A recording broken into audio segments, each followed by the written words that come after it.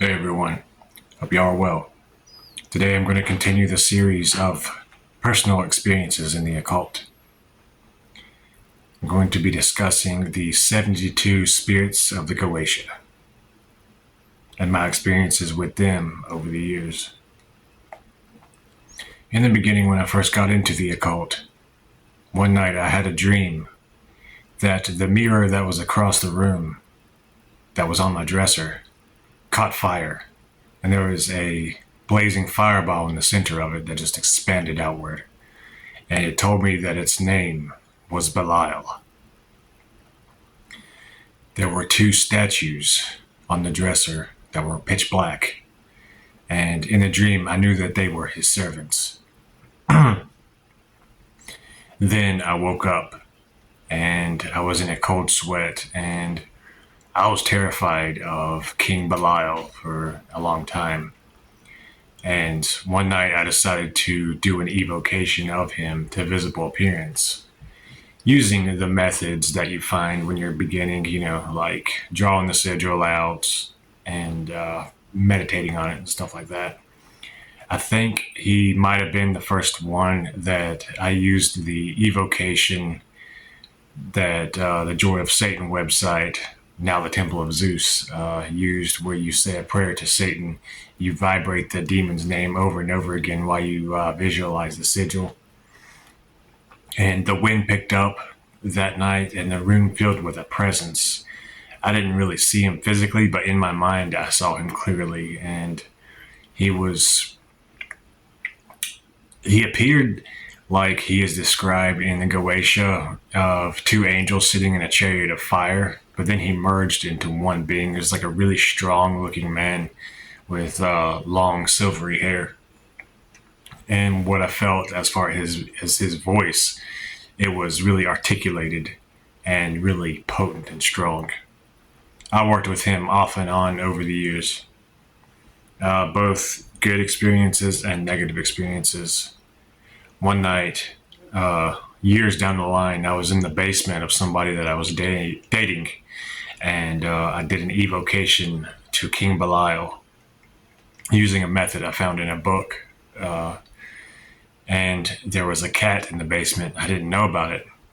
And the next day, we found the cat had died. I think it was like it jumped into the washing machine and died of fear, I reckon. But that being, a lot of people try to look past the idea of giving him burnt offerings, but that is a must with King Balile. You have to respect him before he will talk to you truthfully. You'll see people trying to work with him, and they won't give him any offerings. And then they have all these wide, varying different things that come through. And it's like, well, you're not respecting him enough for him to tell you the truth. And also, over the years, he taught me how to discern truth from falsehood, how to tell when someone's lying, and rip apart illusions that people like to set up through lies. Okay, also, I caught upon him that one time with the Meta Tempesta experiment, where one of his forms is as a violent, really powerful tornado to do some destruction magic. And that went really well. That worked. Asteroth, the great demon that's associated with Astarte, the goddess. I worked with them over the years, but early on, I drew their sigil out. I bloodlit on it, and I blacked out. To this day, I don't know what happened that night, but I woke up the next day with blood under my fingernails. And ever since then, I've had a heightened sense of awareness when it comes to sensing the energies of a location, sensing spirits and stuff like that. So they can open up your senses, but sometimes it can be very violent. Aman, when I was working on the book Flames of Flarios, Demonic Fire Magic, he worked with me closely for a time. Some people associate him with Amun Ra, the Egyptian deity of fire.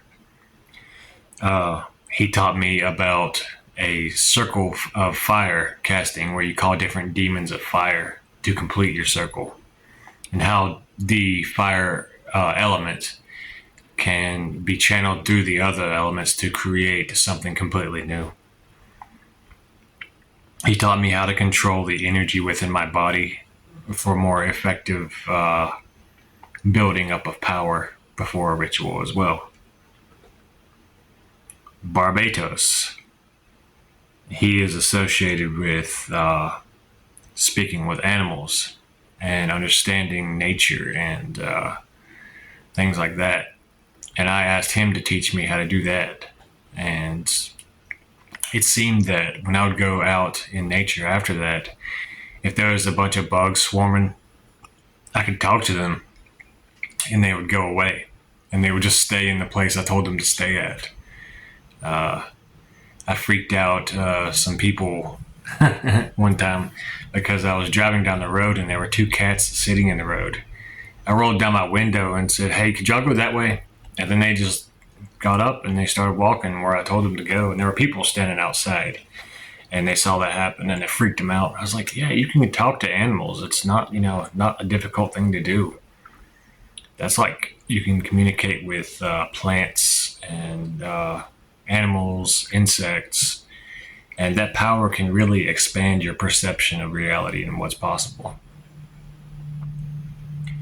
King Payman, or some people call him Payman, had a few different experiences with him.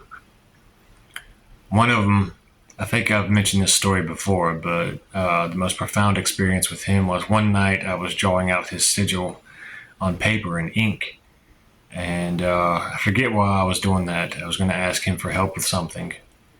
But I felt an energy compel me to walk to the fields and walk the trails at night. While I was over there, I heard coyotes howling in the distance, and I started howling with them. And it's like I started crouching down and imagined myself as a wolf. And then I called out to the shadows in the forest, and it was like different forms of shadow wolves, I guess you could say, kind of wandered around me and became aware of my presence.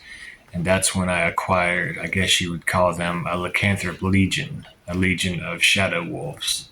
And I regularly have dreams about wolves in the woods howling and watching over me. So that was a really cool experience with him. Buer is really good to work with when it comes to healing. I've caught up on him before for different ailments and things that would happen to me or other people. And his energy is kind of subtle but powerful. And sort of like when you take an antibiotic, you usually can't really feel it too much, but you know it's working to rid your body of an infection. That's kind of how Buer's energy is. But he's really fast with what he does. Marbus in healing. When I got the book Clavis Inferni de Ars Goetia by H.G. Kuttner, he was the first one that I summoned using the methods that are in that book. And I called him to the south because for some reason I associated with him with fire. And my ears were ringing for like an hour after doing that evocation because he roared when he came down and manifested in the triangle. And I never had that happen before, and it was pretty intense. And I've worked with him successfully a few times for healing, like people in my family and things like that. I noticed sometimes the healings stick and sometimes it lasts for a time and then it goes away. So that's something to be aware of because he also can curse. And my guess is he takes an illness from somebody and delivers it to somebody else. Sort of like that's how I believe Varine, the demon of healing of the Ducante hierarchy, does. I think he does the same thing. Belellith. Had an interesting experience with him.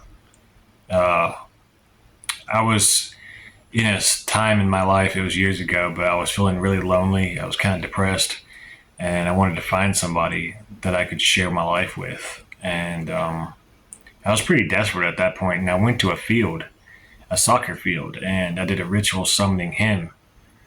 And his energy was really fiery, and I've worked with him more than once. And it seems like almost like a battle of wills, like he's trying to see if you're worthy to work with him or not. And that was a cool experience. He appeared as a man riding a horse, and he was like walking around the outer perimeter of the circle, and it was leaving footprints of fire. And that was an interesting time. I used the opening rites of the Nocturnicon for that rite. Buune and necromancy. Some people call him Baime or Bim. When I first worked with this being, I was practicing necromancy a lot. And I created a necromantic tea. And when I started using the invocation to him, I sipped the tea, and then it was like I felt like I was descending down into an underworld. Like I felt like my energy and my consciousness was spiraling down, ever downward, ever deeper into the ground. And the energy was so heavy from Buune that I actually puked. And that's the only time that's ever happened in ritual, except for when I invoked the Egyptian god Set. But yeah, that was an interesting experience. For Aeneas, I called upon him to help me with learning languages, and he showed me how there's language in almost anything, from different languages that you speak to body language to mathematics to music. So he's a good one to work with for that. Foros and the virtues of stones. If y'all remember, I posted that one post. I shared his technique of holding a stone, wetting it. It expands, and you look around on the inside of it. He was a really cool one to work with, and he also taught me almost like a transcendental type of meditation, where you close your eyes and you expand your consciousness. That covers your state, that covers your country, then it covers the earth, and then expands outward and covers the solar system, and you keep going out until you go beyond the bounds of the universe. And that was a really cool perception changer. Really good to use before ritual. King Asthma, whose sigil I'm wearing right now. He's really good all around to work with when you're trying to master something, whether it be any type of carpentry work or any arts that you practice, painting, music, anything. He would be really good to invoke or evoke and ask him to open up your ability in that area so you can master it and excel at it.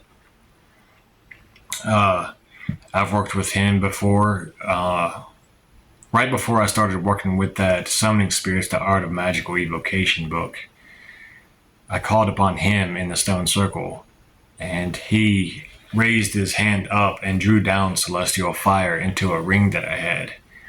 And that completely blew away my thoughts concerning the whole concept of a war between heaven and hell and all that.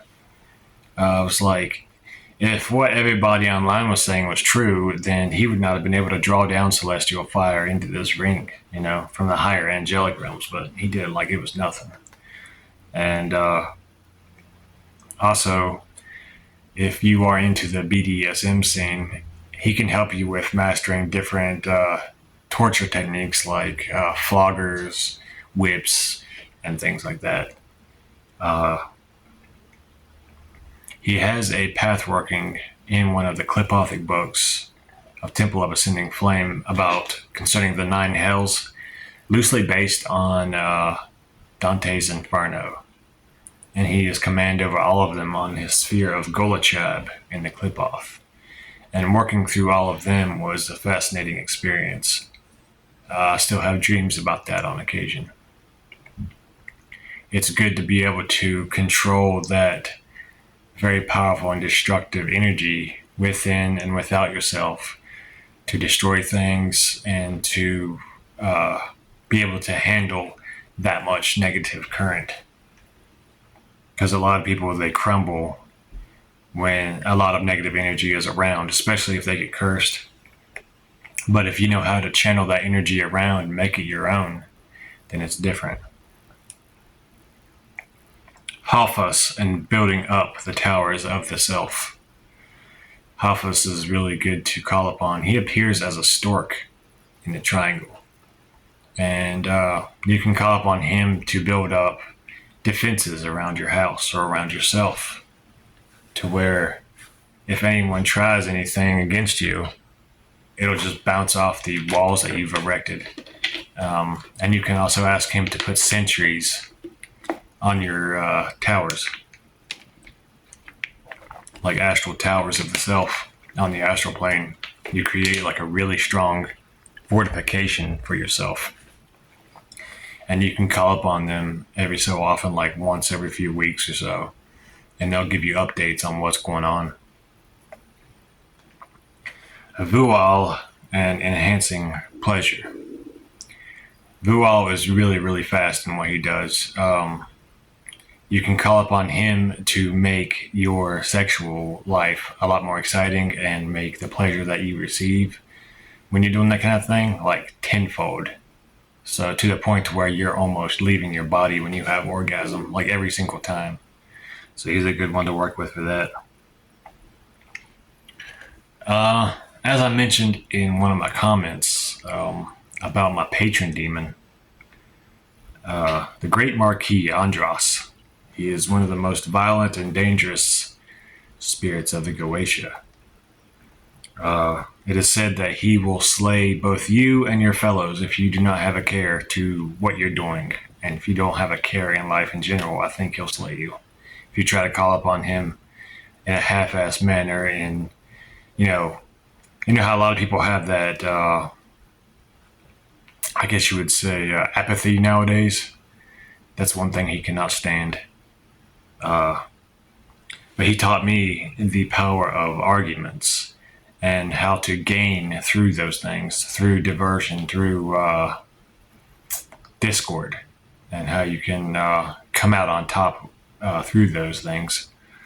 His energy is very violent and very intense, and I've had some scary experiences with him. Like when I first worked with him, I lit a candle and focused upon his energy back when I was walking that demonolatry path, and it felt like, I guess it would be the same feeling as if a known serial killer walked into the room with you and you only have one candle lit and you don't know what's going to happen. And I heard him whisper in my mind that he's killed people for less than what I did.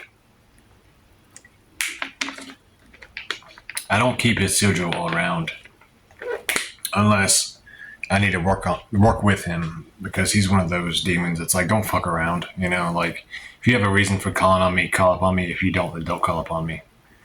And keeping his sigil around can cause arguments in the location that you're at if you successfully connect with him. I had a dream that involved him because I was looking for my guardian demon or patron demon at the time. And he's the one that came through. In my dream, I was flying, and I flew to where some bluffs were near a road and near a river. And a whole wall of crows showed up. And in the center of that wall of crow faces was an owl head. And it was staring at me, and it had glowing eyes. And I was like, I know exactly who that is. Moving on. Horus, aka Flarios. He's the one that helped me write Flames of Flarios, Demonic Fire Magic. He has a pretty good nature to him. He has a really energetic personality, kind of like a fire elemental would. And he's really knowledgeable about destroying enemies, about raising up your energy to accomplish whatever task you need to have done, about cleansing yourself with fire. And so he's a good one to reach out when it comes to that. He appears as a leopard with flaming eyes. And I've had a few dreams about him and seen him real easily in the triangle when I call upon him. And the most interesting, I would say this, not the most interesting, but the strangest experience I had probably would be with Dantalion. I've never summoned him, like, ever. But I've had a couple reoccurring dreams where I walk down into a basement type place that has many, many corridors. And it's kind of like a dark bluish color. And an arch above, like, every different room has an arch above it. But anyways, I saw this person walking. They had a dark blue robe on, and they looked up at me, and then they walked off. And on the ground, I saw the sigil of Dantalion. And Dantalion is associated with hallucinations and things like that. So I don't know if somebody tried to call upon him to cause hallucinations with me, or what exactly that was, or if he was just showing up just to say hi. But that was a strange experience for sure. Overall, working with the Goetic spirits, I'll be honest with you, it is hit or miss. You'll come across some people who have great results with it. You'll have come across people who they do everything right, they do all the rituals correctly, but nothing shows up. And I'm not sure exactly why that is, but it does happen. And for me personally, most of the time, when I go through the Clavis and Fernia de Ars Goetia method, they show up. And then the results happen afterwards. Also, using the Joy of Satan website's method seems to work really well.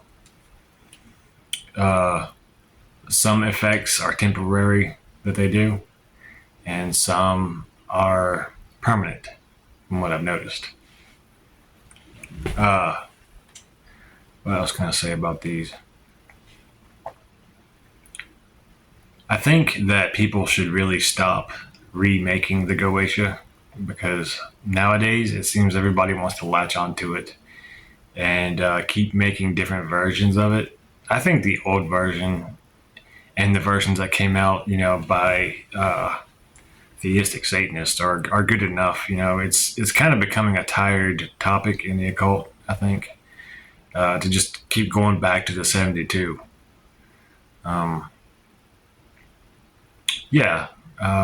Their energy is quite potent at times, sometimes overwhelming. But like I said, if you go through Satan, usually you'll come out with a positive experience. Anyway, that's some things I've seen and experienced working with these beings. It all comes down to how well you are evoking as to how intense the experience is going to be mostly. But yeah, hope y'all enjoyed this video. Like, subscribe, and share. Belellith.